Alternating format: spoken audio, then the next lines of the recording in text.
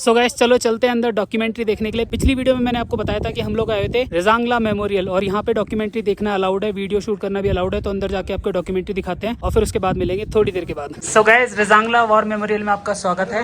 1962 में ये वॉर हुई थी, 1963 में ये वॉर मेमोरियल बना था और यहाँ पे वीडियोग्राफी अलाउड है, इसलिए हम शूट करें, अदरवाइज शूट नहीं करते। पहले हमने परमिशन लिया है और सर ने हमको बताया कि क्या यहाँ की स्टोरी थी। यहाँ से चाइना बॉर्डर काफ़ी पास है।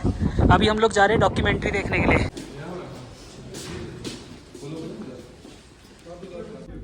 अगर नाकाम आ जाए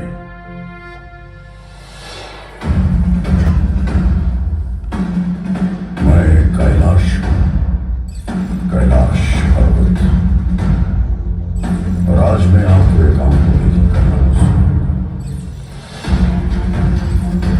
उस पराक्रम की कहानी जो मानवीय शक्ति और सामर्थ्य से भरी, उस शौर्य की कहानी जिसे हमने आंखों से न देखा होगा तो किंवदंती कहकर झूठा, उस अदम्य साहस की कहानी जो घटते हुए तापमान के साथ और बढ़ा, उस युद्ध की कहानी जो भारत के रणबांकुरों में आखिरी गोली और आखिरी सांस तक लड़ा।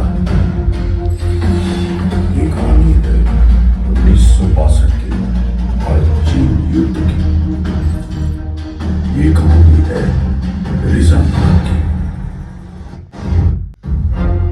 एक हिंदी चीनी भाई भाई का नारा लगाकर हमारी पीठ में विश्वासघात का खंजर उतार देने वाला चीन आज भी रेजांगला की लड़ाई याद करके थर्रा उठता है। बात तब की है जब हमारी आजादी को सिर्फ 15 वर्ष हुए थे। हम घुटनों से उठकर पैरों पर खड़े होने की कोशिश कर रहे थे। हमारे सैनिकों की छातियां साहस और संकल्प से भरी हुई थी, लेकिन हमारे हथियार घर अत्याधुनिक हथियारों से खाली थे।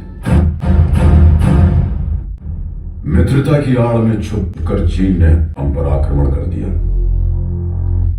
जब तक हम उनकी नीयत भांप पाते, संभल पाते, वो हमारी सीमाओं में भीतर तक प्रवेश कर चुके थे। चीन की गिद्ध दृष्टि उस सेक्टर पर थी जो सामरिक दृष्टि से जीतना उनके लिए बेहद जरूरी था, चुशू। इसी के फलस्वरूप जम्मू कश्मीर के बारामूला में स्थित 13 कमांड को चुशूल सेक्टर में डिफेंसेस इख्तियार करने का हुक्म दिया गया। 2 अक्टूबर 1962 को कमान अधिकारी लेफ्टिनेंट कर्नल H.S. ढींगरा की अगुवाई में 13 कमांड ने ले पहुंचकर 114 इन्फेंट्री ब्रिगेड में रिपोर्ट किया। 13 अक्टूबर 1962 को बटालियन चुशूल एयरफील्ड की सुरक्षा के लिए रवाना हुई तथा 24 अक्टूबर 1962 तक पूरी बटालियन चुशूल में एकत्रित हो गई।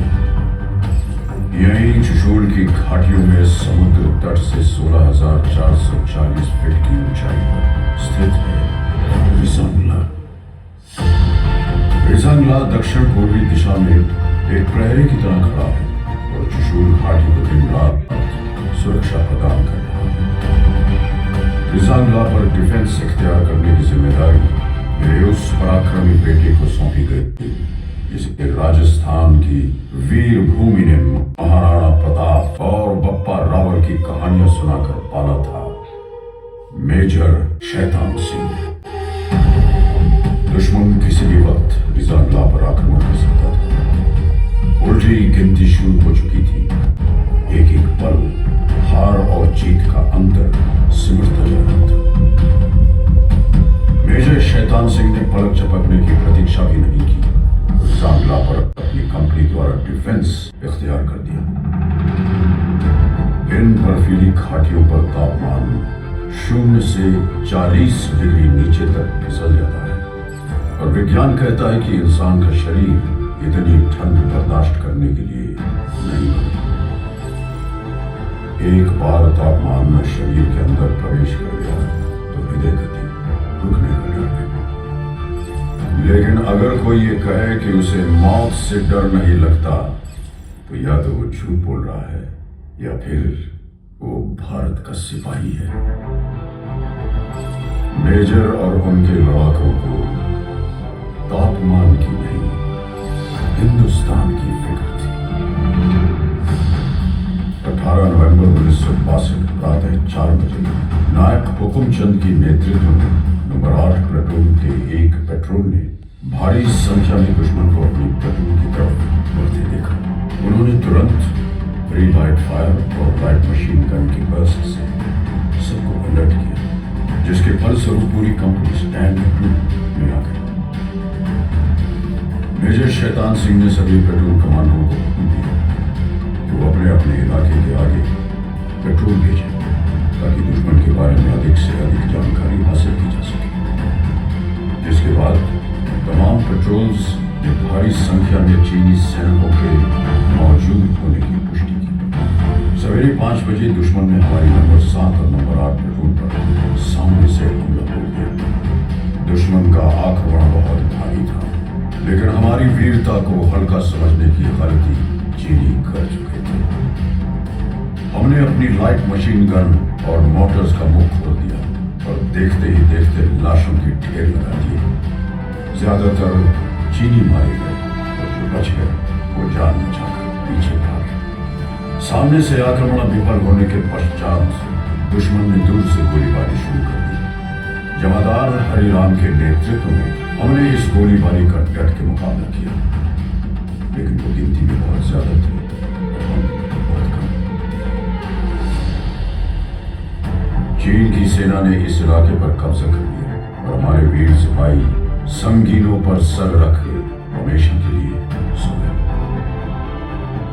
तभी उत्तरी छोर से नंबर 7 प्लेटून पर भी दुश्मन ने हमला बोल दिया।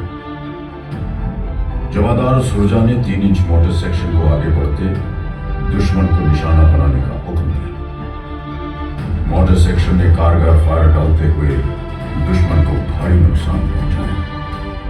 दुश्मन ने अतिरिक्त जवानों और मीडियम मशीन गन के साथ फिर से हमला किया।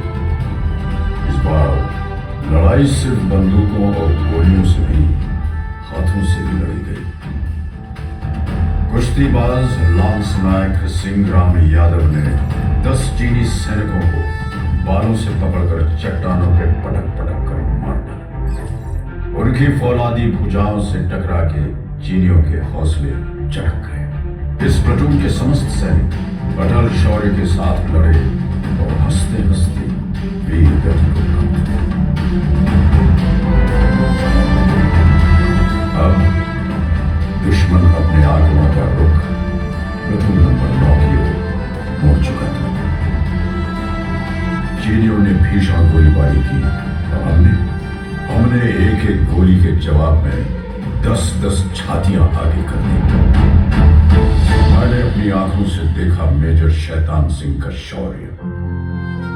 मैंने देखा उस जाबाज का जलाल, देखा कि कैसे उसके सीने से टकरा के संगीनों की धार मुड़ गई और कैसे उसकी ललकार सुन के चीनी आंखों की नींद उड़ गई। मेजर शैतान सिंह के बदन में चीन का लोहा घुसता रहा और वो दिलेर चीनियों की बुजदली पर घुसता रहा। बदन खून से लथपथ था, लेकिन आवाज में बिजलियां अब तक कड़क रही थी। मेजर शैतान सिंह ने अपने सिपाहियों को ललकारा, काट देना या कटना, पर सौगंध है तुम्हें भारत मां की, पीछे मत हटना। मेजर शैतान सिंह पूरी तरह घायल थे।